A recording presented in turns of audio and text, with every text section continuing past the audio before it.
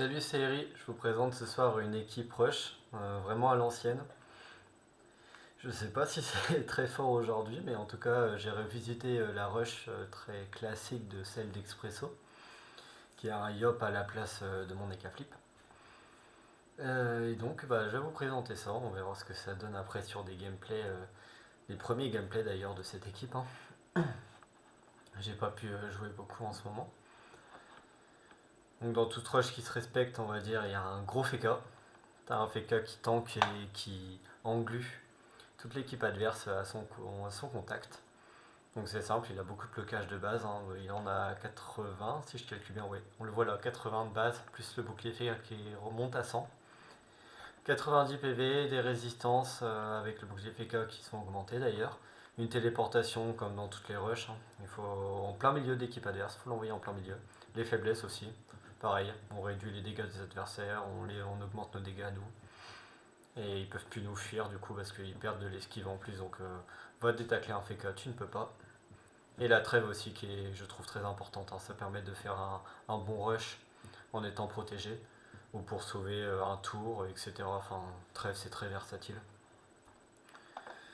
Un Xelor aussi, très efficace dans les rushs avec en mode 7 PA. Téléportation, vol du temps, ralentissement. Donc pourquoi 7 PA ça permet de faire 2 vols du temps dans le même tour. C'est 4 PA, mais on en regagne un à chaque fois qu'on l'utilise sur un adversaire. On enchaîne 2 vols du temps, il nous reste un PA après pour faire un ralentissement. Et puis on peut faire aussi bien sûr la téléportation, plus vol du temps, ralentissement, etc. J'ai mis une petite coiffe coup critique aussi. Ça permet de le monter à 10% de coup critique. Et il va gagner aussi le trèfle, donc qui augmente de 15 à 20% de coup critique sur le Xelor, donc il monte à 25 ou à 30, ça dépend des jets, des coups critiques sur trèfle. Et pourquoi des coups critiques sur le Xelor est très important? Parce que vol du temps au coup critique, je crois que c'est le deuxième sort qui gagne le plus de dégâts en pourcentage d'augmentation. On passe de 6 à 10, donc c'est plus de 50% d'augmentation de dégâts. Il n'y a que Flasque Explosif, je crois, qui est au-dessus. Même Magique n'est pas au-dessus de vol du temps. Donc voilà, c'est un gros gap de dégâts en plus. C'est pour ça qu'on peut jouer en coup critique. Et puis ralentissement, bien sûr, en coup critique, ça permet de ralentir de 2 PA. Et la téléportation en coup critique qui peut tomber aussi, qui fait plaisir, on récupère tous nos PA tout simplement. On fait la téléportation et on a encore 7 PA derrière, donc c'est génial. Donc en parlant de coup critique, c'est l'Eka Flip qui en donne.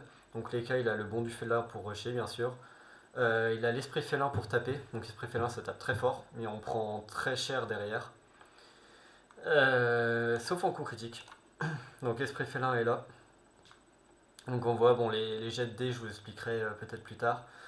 En gros, plus il y a de dés, plus on fait de dégâts, mais plus aussi il y a de jets aléatoires. Bon, bref.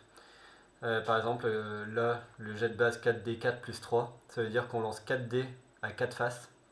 Une face pour un dégât, donc 1, 2, 3 ou 4 dégâts. Et on lance ça 4 fois. Et donc on cumule les dégâts. Par exemple, on peut faire le jet max, donc 4D4. Ça veut dire on peut faire 4 dés à 4. Donc ça fait 16 dégâts plus 3. Ça fait 19 de face. Un esprit félin peut taper du 19 de face en gros. Tout simplement avec les jets maximum. Et on prend 2d4 plus 3, donc on peut prendre jusqu'à 11 dégâts tout simplement. Ça tape très fort sur nous-mêmes. 5 minimum. Sauf en coup critique. En coup critique, on prend beaucoup moins de dégâts. On peut en prendre que 5 maximum. Donc c'est ça qui est génial. Donc il a bien sûr un d'office turquoise pour les coups critiques. Plus le trèfle. Trèfle on le donne au Xelor, mais il y a une partie des jets de coups critiques qui va aller sur les K-flips. Donc on monte à 45 ou 50% de coups critiques, donc ça peut faire des esprits félins assez souvent. Une cap-crack pour résister plus longtemps aussi, il faut augmenter le pool de PV, c'est important. Avec les esprits félins, on n'a pas de soin. Et la guigne pour aller avec. Pendant les phases de rush, on peut faire guigne de loin pour gêner un peu les dégâts adverses. En complément avec ralentissement, ça peut empêcher certains personnages de jouer tout simplement. Et puis aussi un Enutrof très mobile dans les rushs, c'est très fréquent. Dans celle d'Expresso, il y a à peu près le même. Avec une capoie d'ailleurs. Donc accélération et force de lâche pour augmenter la mobilité. Et puis fossilisation pour taper très fort, retirer un PM, enfin voler un PM carrément. Et puis ce qui est cool, c'est qu'on a tous les éléments de dégâts dans cette équipe, c'est intéressant. Xelor feu, Ekaflip air, terre pour les Nutrophes et puis eau qu'on peut choisir avec l'arme, avec la Raziel pour le Feka. Donc c'est ça qui est cool. Et donc c'est une petite rush très classique qui était très forte avant. Après il y a un peu les teams polyvalentes qui sont arrivées, etc. et qui ont pris un peu la place. Mais je trouve ça intéressant de rejouer ça. Puis on va voir les gameplays après, c'est très fun à jouer. Et enfin j'adore ça moi. Donc bref, j'adore ça, c'est la première fois que je joue ça. Et j'ai pris vraiment mon pied. Surtout que je voulais jouer une 4 personnages, donc parfait. Donc je vais vous présenter 3 gameplays contre Karazen, qui était dans mon clan à l'époque, et un joueur très efficace, il n'y a pas de souci avec ça. Et puis on s'est retrouvé sur le Discord de Arena Returns, hein, y a pas de... c'est ça qui est bien. On s'est un peu tous retrouvés, un peu notre groupe de potes de l'époque. Et donc il nous joue une 6 personnages très classique, très polyvalente, qui fait vraiment le taf. Donc pour la faire rapidement, c'est un sacrieur, placeur, assaut, transpo. Un Yop, bon, coupé et dague, très classique. Un Eka flip, Guine, fascination et roulette. Roulette, pour rappel, quand il est joué, pour tous les personnages sur la map, utiliser un PA fait perdre de PV. Un Kra avec juste chercheuse. C'est efficace, ça tape de loin. Un Osamodas Crackler, très classique. Et un Eni Ripsa, mode revitalisant pour soigner en zone. Donc généralement la roulette. Et le mode torture. Alors mode torture, pour ceux qui ne savent pas ce que ça donne 10 PV à tout le monde de son équipe. Donc c'est généralement joué dans les 6 personnages parce que ça donne 10 PV à 6 personnages. Et lui en plus il le donne aussi à son crackler. C'est pour ça qu'il l'a posé au premier tour. Donc son crackler qui a 40 PV de base, il monte à 50. Et 50 PV c'est quasiment les PV d'un personnage. J'exagère un peu mais quand même 50 PV c'est chiant à tomber. Et tous ces autres personnages ont 10 PV de plus. Donc là on voit le Yop à 85 PV, le Sacré à 90 PV, les Kaflip à 80. Donc franchement ça donne 60 PV en tout. Donc il faut réussir à les tomber quoi. Mais bon ça coûte un peu cher. Ça baisse beaucoup les PV de l'Enirissa donc il faut pas qu'ils se mettent en danger. Voilà, et je voulais faire aussi une aparté un peu sur le Feka. Moi mon Feka je le joue en 6 PA. Généralement les faiblesses épées se jouent en 7 PA. Parce qu'on peut faire une faiblesse et 2 coups d'épée, ça tape ultra fort. Et moi j'ai décidé de jouer en 6 PA parce que dans ma 6 personnages que vous avez déjà vu, je joue aussi un peu ce genre de Feka. Avec faiblesse et dague. Avec moins de sorts bien sûr parce que je suis en 6 personnages. Et en fait j'ai eu la conclusion comme quoi faiblesse on préfère le faire sur plein de personnages si possible. Et donc généralement faire plus qu'une seule faiblesse. Et parce que faiblesse c'est trop fort, hein, ça baisse beaucoup les dégâts des adversaires. En plus de réduire leur esquive et leur résistance. Donc je préfère rester en 6 PA, faire 3 faiblesses et un coup d'épée. Bon le mode 7 PA est très fort, il n'y a pas de souci avec ça. Et moi j'ai décidé de le jouer en 6 PA comme ça je libère la cape Bouffe-Tout pour une cape Crackler pour gagner 20 PV et puis justement les 20% de blocage pour monter à 80 de base. Et en complément avec le bouclier FK, je monte à 100 de blocage. Et puis là on voit que j'ai rushé en plein milieu de sa team. Donc avec le Kra, sur le Kra et l'Osamodas, j'ai fait une TP plus de faiblesse. Comme ça ils sont vraiment collés à moi. Et ça va être une galère pour lui de s'en sortir de mon Feka. Donc voilà comment on joue un Feka. Hein. Généralement, il faut qu'il prenne le plus de personnages possible à son corps à corps. Et lui va galérer à le tuer. Et ça va entraver tous ses déplacements. Alors je trouve qu'il a un peu mal joué. Malheureusement pour lui. Parce qu'il a mis son sacrière au corps à corps de mon Feka. Alors qu'il n'était pas de base. Donc il va galérer un peu pour s'en sortir. Et voilà, bon moi avec mon Xelor, je crois que je fais une TP en plus en plein dans son équipe. Et en plus je fais des coups critiques, des ralentissements coups critiques, donc faut savoir que là je suis à 25% de coups critiques. Un coup critique ralentissement sur son Enirissa, ça l'empêche de soigner parce qu'il passe à 4 PA. Et il faut 5 PA pour soigner, c'est ça qui est génial. Son crack qui est au corps à corps de mon Feka, peut pas bouger. Et a lancé la roulette, alors je me dis franchement son Eka flip va vraiment beaucoup me gêner. Donc je vais tout de suite aller le taper. Malgré la roulette, hein, je prends des dégâts. Et là, je prends un pari. Je me dis, je vais rester au corps à corps de son Eka Flip. Donc, si je ne fais rien, je me prends une grosse fascination sur mes deux personnages. Je prends le pari et me dire que bah, je vais tout faire pour, comment dire, ralentir son Eka Flip le tour suivant. Donc, mon FK autour des trois personnages, bah, je vais faire des faiblesses, hein, tout simplement. Hop, je fais les faiblesses sur les trois. Ouais. Et pour la roulette, bah, je tape pas. Je ne tape pas pour éviter de me prendre encore plus de dégâts de la roulette. Je préfère juste faire les faiblesses. Pareil, il reste au corps à corps de mon FK. Je sais pas pourquoi il fait ça. Pour moi, il aurait dû faire la transpo sur le Zamodas puis la transpo sur le Crackler. Le Crackler serait au corps à corps de mon FK, donc ce serait déjà une bonne chose pour lui. Et en plus, il aurait pu aller au corps à corps de mon Xelor pour que je tente une esquive pour pouvoir ralentir son Eka Flip. Bon, même si le Crackler reste près de mon Xelor, bah, il avait plus de chance si avec son Sacrieur il a fait son jeu de transpo pour venir au corps à corps de mon Xelor. Il aurait plus de chances que je ne fasse pas le ralentissement sur son Eka Flip. Donc là, comme le ralentissement est fait, bah, il ne peut pas me faire une fascination sur les deux. Comme ça, je reste sur la case dégâts, je reste sur la case vie. Comme ça, je profite des cases, hein, c'est ce qu'il faut faire sur ce jeu. Et donc, bah, je vais tout donner. Malgré la guine, je peux faire quand même un esprit félin qui tape fort plus un éclair. Une éclair. Donc voilà. Et je finis avec l'inutroph, son Feka. Donc un Feka, un Eka Flip, pardon, je confonds sur les classes, ça m'énerve. Un Eka Flip qui avait 80 PV de base, avec deux personnages, les tue en 2 tours. Et comme ça, bah, j'ai pu me soucier de fascination, guigne et roulette. Donc je trouve que c'était le meilleur personnage à tuer au départ. Mais il y a quand même le problème du Crackler qui est au corps à corps de mon Xelor. C'est chiant. Voilà, donc là je peux faire 3 faiblesses, un coup d'épée sur le crack qui tape du 12. Lui il va soigner un peu son Sacrieur et nos Amonas. D'ailleurs, c'est pour ça que je tape son Kra, parce que son Kra ne peut pas se faire soigner par son Nirepsa. Et voilà, là il a commencé à faire son jeu de transpo, donc il met le Crackler au corps à corps de mon Feka. Je trouve que c'est un peu trop tard de faire ça, il aurait dû le faire un tour plus tôt. Et c'est vrai que mine de rien, bah, le Crackler bah, il va taper mon Feka. Et bah, c'est toujours des dégâts en plus. Donc là il rush mon Xelor, c'est ce qu'il faut faire. Sachant que j'ai pas ma file du temps tout de suite. Et donc bah, je crois que ouais, je vais m'acharner sur son Yop. Son Yop qui est aussi une grosse menace. Je me suis fait tacler par son Sacrieur, c'est dommage. Son Kra ne peut rien faire, il peut me taper aucun personnage à cause de la portée minimum de chercheuse, donc il me fait un coup de poing sur mon Feka. C'est toujours ça de prix. Hein.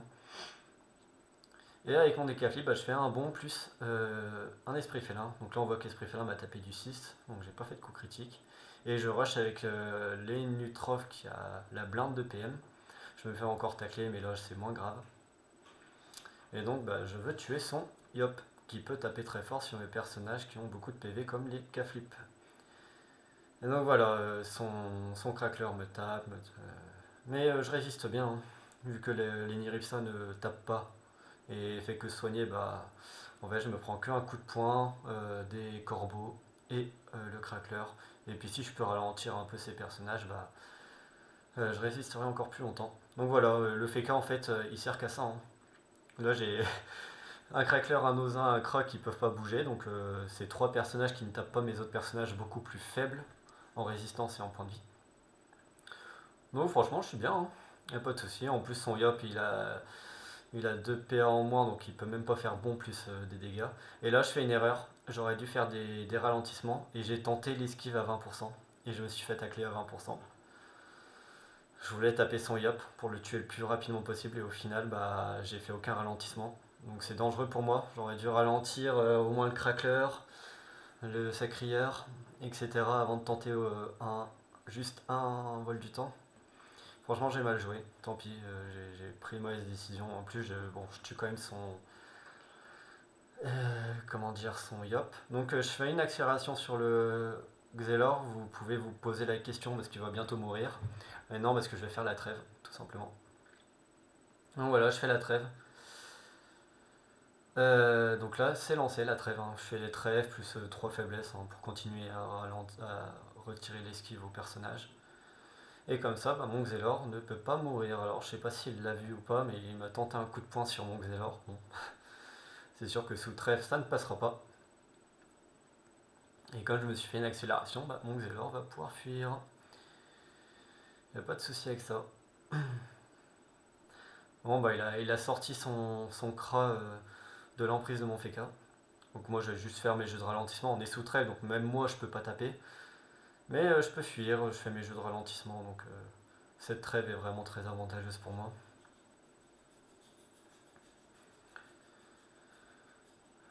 Avec son Kra, il se replace. Moi, mon Eka Flip, il est sur une case vie, donc j'en profite pour me soigner.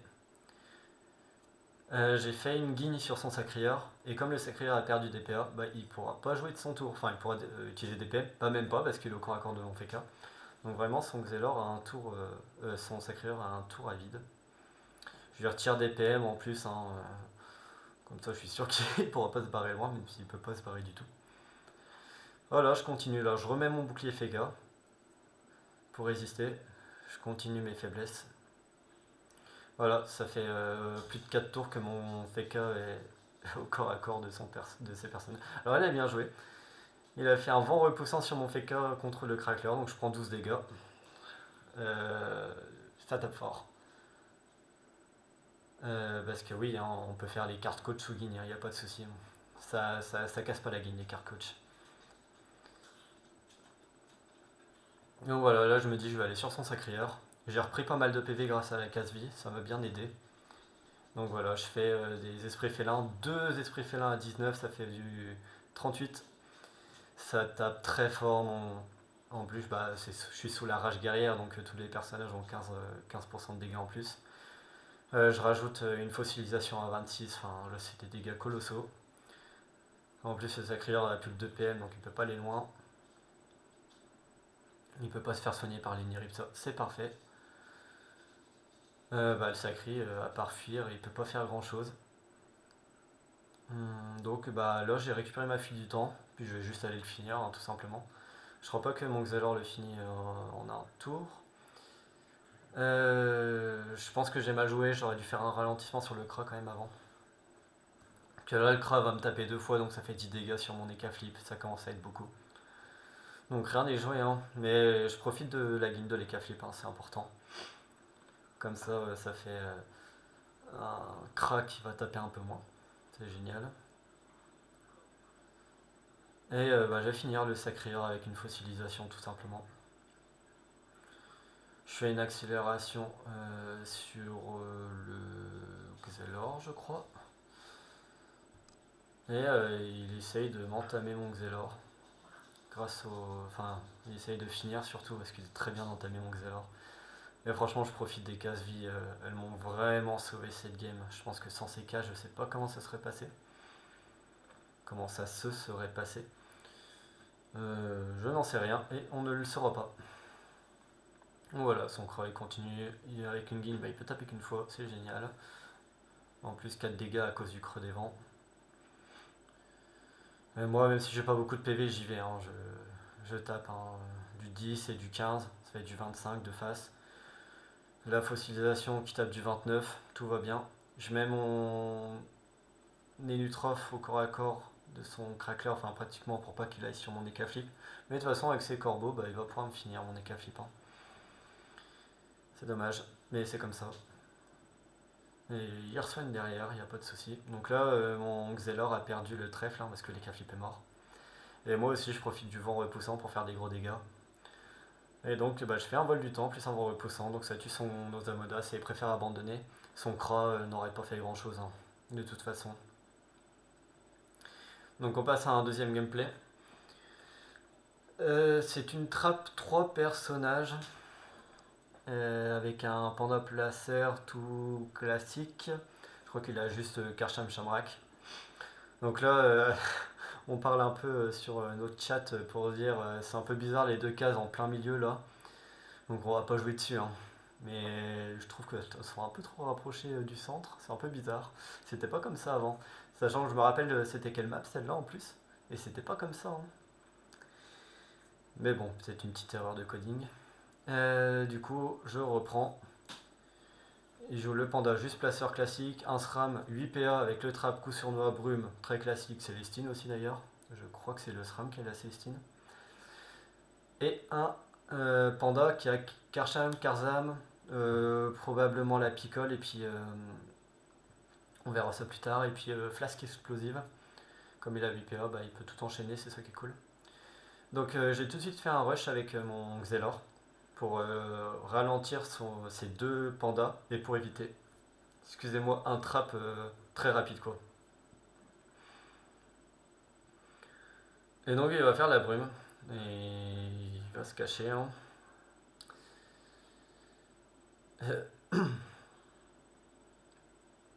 Il va se cacher, donc moi je vais tout simplement rusher aussi de mon côté. Hein. Il se met en plein milieu, donc je vais en profiter. Hop, moi je ralentis un peu partout. J'en profite, hein. Je peux faire 7 ralentissements dans le tour. Je vais rusher, je crois, sur la case PA. Je vais faire une guigne quelque part. Je crois que le SRAM est sur la case. Et je sais pas si c'est vraiment cette case-là. J'ai pas trop vu. Et je vais lancer la trêve. En fait, pour être sûr que si ça se trouve, j'ai mal guigne et j'ai mal ralenti. Donc je fais une trêve. Comme ça m'évite de mourir sur le piège mortel. Parce que je pense qu'il aurait pris si j'avais mal guigne un personnage. Il aurait pris mon Xelor pour le tuer tout de suite, je pense. Donc il utilise son Karzam. Je pense qu'il a lancé sur une case PA pour pouvoir le faire et puis pour me balancer mon Eka Flip un peu où il veut. Mais je vais pouvoir revenir grâce au bon, hein. C'est ça qui est cool. Je reviens, je crois que je vais faire une guigne quelque part parce que là il y a que deux possibilités où il est. Donc là j'ai réussi à le spot parce que je pouvais pas me placer sur une case. Donc je sais qu'il est là, donc je fais une grosse fossilisation dessus, mon fait K. Je vais rusher, tout simplement sur la case. Et donc là la brume va partir.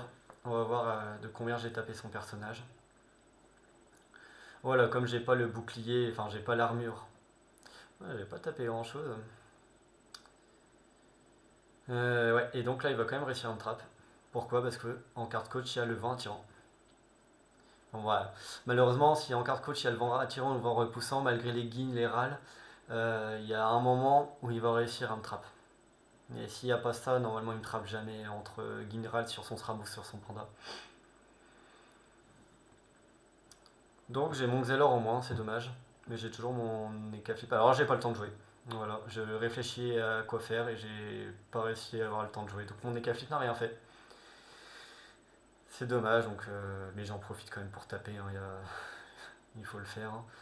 On voit la fossilisation en moins 18 parce qu'il y a une faiblesse, surtout sous creux de terre, un truc comme ça, qui retire déjà des dégâts terre, mais il y avait une faiblesse sur le SRAM, c'est pour ça que j'ai tapé assez fort.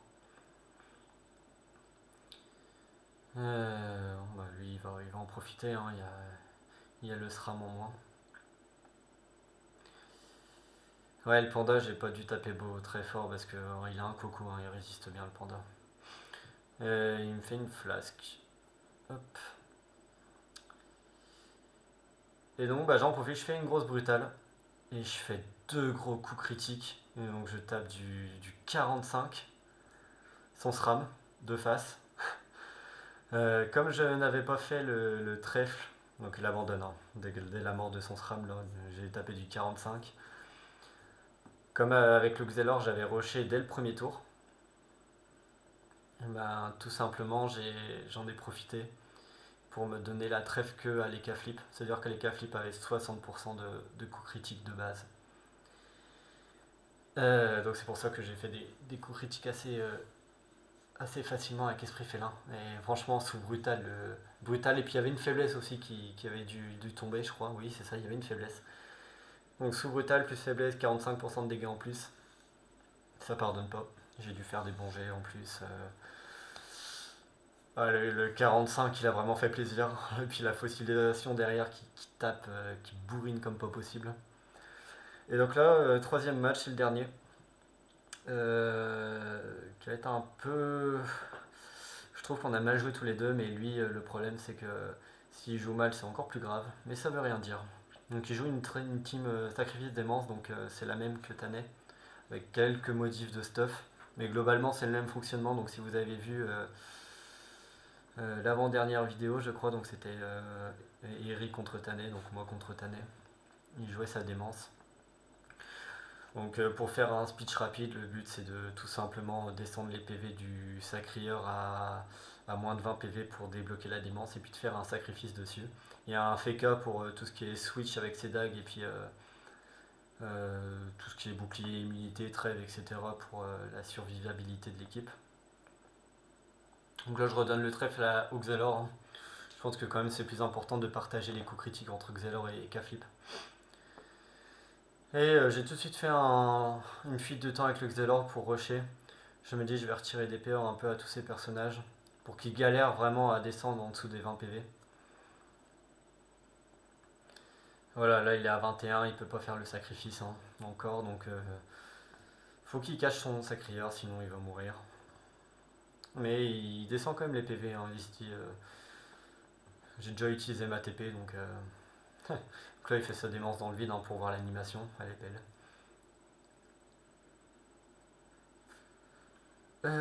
Bah du coup, je ne peux pas tuer son sacrieur malgré l'absence de sacrifice. Il fera sacrifice le prochain tour. Là, je trouve que j'ai mal joué parce que j'ai retiré des PA et j'ai fait gain sur son sacrieur, donc il peut pas lancer de sacrifice. Mais je fais une trêve. Je pense que j'avais trop peur de me prendre une démence un peu gratuite comme ça, mais j'aurais dû pourtant parce que j'aurais pas dû faire la trêve parce qu'il peut pas sacrifier. Il a 4 PA et s'il utilise un sort, bah, il ratera à cause de la guigne, donc il peut pas faire de sacrifice. J'aurais pas dû trêve, clairement.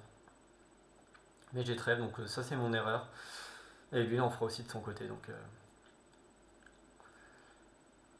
voilà, il se replace en arrière pour éviter TP, dégâts, etc.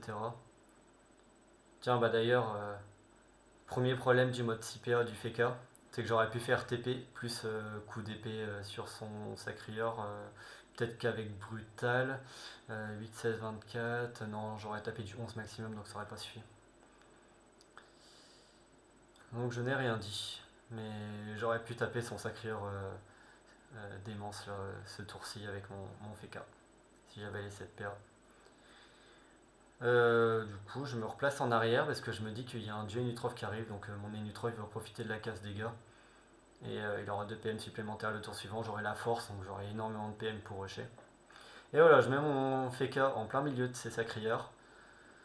Ce que je veux, c'est surtout faire des faiblesses sur son sacrieur démence, comme ça il va taper moins fort. Mais bon, il peut toujours me faire un bambou, hein. Donc ça réduit mes résistances. C'est compliqué. Donc là, il fait bouclier Ferrica sur son sacrieur tank. Déjà qu'il a un Clint plus bouclier FK, donc il a quand même pas mal de résistance. Et voilà, là il me fait une première furie démence sur mon FK, mais on voit que je résiste bien. Hein. Je résiste super bien. La démence me tape que du 37. Donc franchement je suis content, mon FK va bien résister. Voilà, là je rush, je fais un gros rush. Avec fossilisation je tape du 28 et grâce à la casse dégâts. Et grâce à force de l'âge, franchement, c'est satisfaisant de voir ces gros dégâts par les Nutrof avec tous ces PM. Et donc, bah voilà, je profite d'avoir mon Feka qui le tacle et qui l'entrave dégâts et tout. Comme ça, ça évite d'aller me rusher un autre personnage. Je pense que j'ai taclé en plus son panda, donc ça tombe bien, mais je pense qu'il aurait pu mieux jouer quand même. Tenter une esquive et porter son sacrieur pour aller me tuer un autre personnage avec démence. Je pense qu'il s'est trop attardé sur mon Feka, alors que mon Feka c'est pas le premier à tuer, il peut en tuer un autre grâce à ses dégâts démentiels. Donc voilà, moi je continue à entraver, à taper, etc. Voilà, je fais des gros esprits félins avec la rage guerrière, je fais un esprit félin à moins 20, un autre à moins 22, enfin. C'est des dégâts de fou esprit félin des fois. Voilà, puis en plus avec l'accélération, j'arrive à esquiver son Feka, je lui retire des PM, c'est génial. Je continue à entraver ses personnages, hein, mais mon Feka va mourir là. Mais au moins j'aurais tué son panda, donc il est beaucoup moins mobile. Son Feka est à ma merci, donc il a que 2 PM. Je pense qu'il aurait dû lancer une immunité sur son Feka, je crois qu'il va mourir très rapidement. Donc voilà, il tue mon Feka, ça lui fait une épine dans le pied en moins. Donc là j'hésite si je vais taper son Feka, donc je le fais. Sans souci, je vais aller taper. En plus, il y a un Duke Zeller le tour suivant, je me dis je suis assez safe. Allons-y, tapons. Et là j'ai fait aussi une erreur de mon côté. Je suis resté de dos dès qu'on est flip. Et vous allez voir ce qu'il va faire. Une attirance. Et voilà, je me retrouve de dos. Sur un flip qui est sur une case PA, il y a l'action héroïque en carte coach, donc il se rajoute encore de PA, il peut faire 2 furies démence, 2 dos avec brutal. Franchement, je pense que de face j'aurais pu résister, mais de dos là c'est impossible. C'est littéralement impossible. Parce que de face j'ai quand même le clean qui me permet de résister aux dégâts air et puis surtout aux dégâts terre de la démence. Pas clean, shampoo. Qui a des gros résistances terre. Mais je suis pas mal parce que le problème c'est qu'il a plus de Feka, ça veut dire qu'il va y avoir un tour de sacrifice où il y aura justement plus le sacrifice, mais il y aura un tour où son sacrieur démence qui est à 12 PV je crois sera hyper vulnérable. Et j'ai de l'entrave PA, j'ai de l'entrave PM, donc j'en profite. J'en profite pour taper en étant safe, tout simplement. Bon, son sacrieur a 4 PM de base, donc il retombe à 3. Donc il peut me faire un assaut s'il veut. Mais son sacrieur démence ne pourra pas me taper derrière, vu qu'il n'y a plus le Feka pour faire le switch. Là j'ai vraiment pris un avantage considérable. Et en fait je guette le tour où il n'y aura plus sacrifice. Il faut savoir que sacrifice c'est tous les 4 tours et ça protège 3 tours sur 4 du coup. Donc il y a un tour où le personnage n'est plus protégé. Et j'attends ce tour avec impatience pour aller faire une petite fuite du temps et des vols du temps qui vont pouvoir le tuer. Donc je lui mets la pression avec mon Inutrof et mon Xelor. Et en plus, pourquoi je dis que je vais pouvoir le tuer facilement quand il n'y aura plus sacrifice, c'est parce qu'il y a les cartes coach que moi j'ai pas utilisées. Lui il les a utilisées, moi je les ai toujours pas utilisées, donc je les ai encore à disposition. Qui est plus de PA et brutal. Donc grâce à ces cartes coach, je suis sûr que même avec une fuite de temps qui n'est pas en coup critique, je vais quand même pouvoir tuer son sacrieur. Et si je me trompe pas, c'est ce tour là où il n'y a plus sacrifice. Donc là je check, effectivement il n'y a plus sacrifice. Et en plus comme mon Xelor a 4 PM, en fait tout est parfait pour aller le tuer. Voilà, plus de PA, brutal, je TP, je me mets pile à portée et je fais 2 vols du temps. Et ça le tue tout simplement. Donc là il n'y a plus de menace, son sacrieur tank ne peut pas me faire de gros dégâts. En plus j'arrive à fuir, j'arrive à lui retirer des PM, je vais retirer des PA, bref il abandonne. Donc voilà, j'espère que ce genre de gameplay vous plaît aussi. Un peu rush à l'ancienne comme ça, franchement je me suis régalé. Et je pense pas que ce soit le plus opti dans la dernière méta du jeu. Franchement, les teams polyvalentes, elles sont beaucoup trop fortes. Les 5P, les 6P qui pullulaient à la fin, avec tout le retrait PO, PM, avec tous les cracklers, etc. Et même les gros dégâts dans les teams polyvalentes. On jouait à la fin des roublards pulsar feintes du futur, enfin bref. Généralement des diversions, des coups de bambou pour encore booster les dégâts. Enfin, c'était des teams polyvalentes qui tuaient du 80 PV facilement. Donc pour gérer ça, bon courage. On a eu un peu un premier aperçu avec le premier match contre Karazen où il jouait une CP polyvalente. Il l'a pas joué le plus opti. Moi c'était mon premier match donc je sais pas si j'ai joué ce qu'il fallait faire, mais je... peut-être que j'étais pas au maximum. En plus, j'ai eu les cases vie en plein milieu qui m'ont aidé. Donc je pense que j'ai été en plus carry par la map. Donc voilà, on voit que ce genre de CP m'a mis quand même en difficulté. Et j'ai réussi à m'en sortir. Parce qu'il a peut-être pas joué au petit lui non plus. Donc voilà, tout simplement. Je sais pas ce que ça va donner, mais en tout cas, je me suis bien amusé à la jouer. Je pense que je vais continuer. C'est du gameplay fun. C'est marrant de foncer dans le tas, d'entraver, de taper, d'être mobile, etc. Et surtout que j'avais envie de jouer une 4 personnages.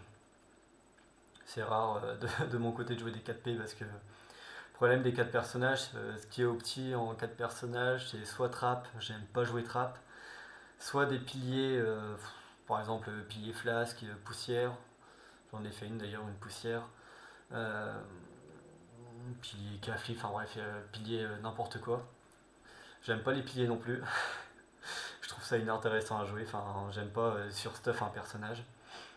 Après, je ne critique pas ceux qui jouent ça, bien sûr. Et les 4P rush, donc j'ai préféré partir sur une 4P rush tout simplement. Donc voilà, je pense que je vais la jouer un petit peu. J'ai beaucoup de teams maintenant que j'ai créé. Faut vraiment que je fasse un tri et que je me focus sur quelques teams. Peut-être celle-là, on verra. Donc j'espère que ce genre de gameplay vous a plu. Et puis à la prochaine.